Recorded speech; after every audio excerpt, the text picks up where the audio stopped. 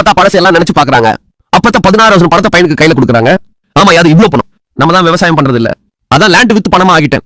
பையன் காலேஜ் படிக்கிறதுக்காக சென்னைக்கு கிளம்பிட்டு இருக்கான். அப்பதான் சொல்றாங்க, நான் போஸ்ட் ஆபீஸ்ல வெயிட் பண்றேன், மறக்காம கால் பண்ணுன்னு சொல்றாங்க. சும்மா எல்லாம் கால் பண்ண முடியாது, சண்டே தான் ஃப்ரீயா இருப்பேன், சண்டே கால் பண்றேன். ராசா அன்னைக்கு போஸ்ட் ஆபீஸ் கிடையாதா? கோபமா பேசிட்டு கிளம்பிட்டான். மறக்காம மாசம் ஆச்சுன்னா எனக்கு பணம் போட்டு விடு. அப்பதான் பையன் சொத்தை விக்கிறதுக்காக அப்பத்தாவ சென்னைக்கு வர சொல்லியிருப்பான். அப்பதான் பையனுக்கு கால் பண்ணி, ராசா சென்னைக்கு வந்துட்டேன், அம்மா நேத்து வேலை இருந்தனால சரியா வர முடியல, பேசாம நீ ஆட்டோ பிடிச்சு வீட்டுக்கு வந்து அட்ரஸ் அனுப்பி வைக்கிறேன்.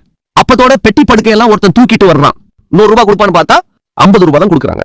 அதுக்கு அப்பதான் பெருசா குழவி கிரைண்டர் தூக்கிட்டு வந்த மாதிரி தான். அதெல்லாம் தரம். அப்பதான் ஆட்டோ பிடிச்சி ஒரு வழியா சென்னையில பையனோட வீட்டுக்கு வந்தாச்சு. அங்கிருந்து செக்யூரிட்டி கிட்ட, என்னோட பையன் பேரு பாவாடசாமி, கரெக்டா ஆனா அட்ரஸ் சொல்லி பாக்குறாங்க. அதே வீட்டுல பாவாடசாமி இல்ல ஷாம் தான் இருக்காருன்னு சொல்றான். அவன் பேர் பாவாடசாமி தான், சாமி இல்ல. லிப்டுக்குள்ள ஏறி பையனோட வீட்டுக்கு போனா அங்க ஒரு நாய் புதுசா ஆளை பார்த்த உடனே கடிக்கிறதுக்காக துரத்தி வந்துட்டு அவ்வளவுதான். அப்பதான் பயந்து அடிச்சு ஓட ஆரம்பிச்சுட்டாங்க.